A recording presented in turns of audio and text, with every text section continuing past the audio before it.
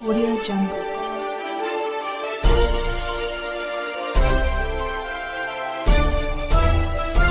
Audio Jungle.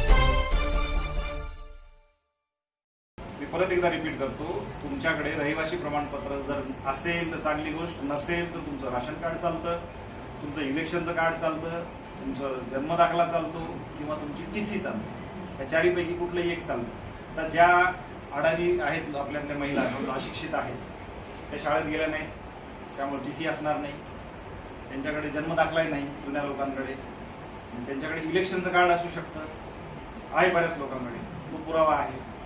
ते नसेल, तुमचं जुनं राशन कार्ड असेल, तो पुरावा आहे. हे काहीच नसेल आणि भेटणंही शक्य नसेल तुम्हाला, तर मात्र रहिवासी प्रमाणपत्र काढायला आमच्या तहसील कार्यालयात या. कारण नसताना त्या तहसील कार्यालयाकडे फिरू नका, महाई सेवा केंद्राकडे जाऊ नका, फालतू पैसे खर्चू नका.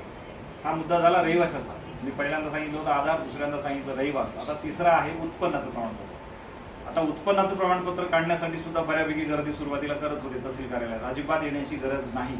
ज्यांचं काढलेलं आहे उत्पन्नाचं प्रमाणपत्र, चांगली गोष्ट आहे, पण काढलेलं नसेल तर काढायच्या मागे लागू नका. कारण उत्पन्नाच्या प्रमाणपत्राच्या ऐवजी तुम्हाला पुन्हा पर्याय दिलेला आहे. त्यांनी काय पर्याय दिलेला आहे? जर तुमच्याकडे पिवळं राशन कार्ड, ज्यांना धान्य मिळतं त्यांच्याकडे कार्ड आहे ते, किंवा केशरी राशन कार्ड, शेंद्री रंगाचं राशन कार्ड, त्या दोन्हीपैकी एक राशन कार्ड जर असेल तर त्याचं काम उत्पन्नाचं प्रमाणपत्र इतकंच आहे. म्हणजे उत्पन्नाच्या प्रमाणपत्राच्या ऐवजी आपण त्या कार्डाची झेरॉक्स द्यायची.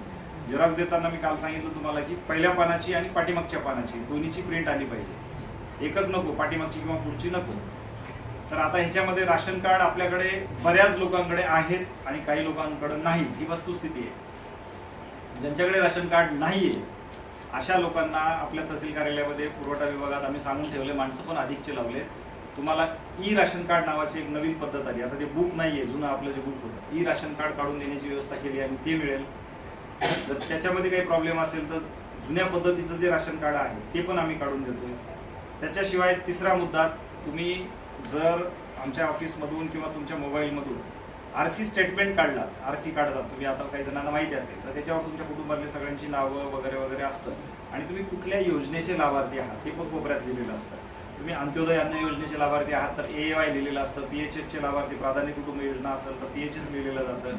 APL फार्मर, शेतकरी कुटुंबातले आहेत ज्यांना आता सध्या धान्य मिळत नाही, अशी पहिलं मिळायचे अशी लोक असतील तर APL फार्मर, अशा पद्धतीचे एक कागद तुम्हाला तिथून मिळेल. तो कागद सुद्धा राशन कार्डाच्या इतकाच व्हॅल्युएबल आहे. त्याचं काम राशन कार्डा इतकंच आहे. म्हणजे काय होईल, उत्पन्न प्रमाणपत्र काढण्याची आपल्याला आवश्यकता राहणार नाही जर तुमच्याकडे ह्या गोष्टी असतील तर.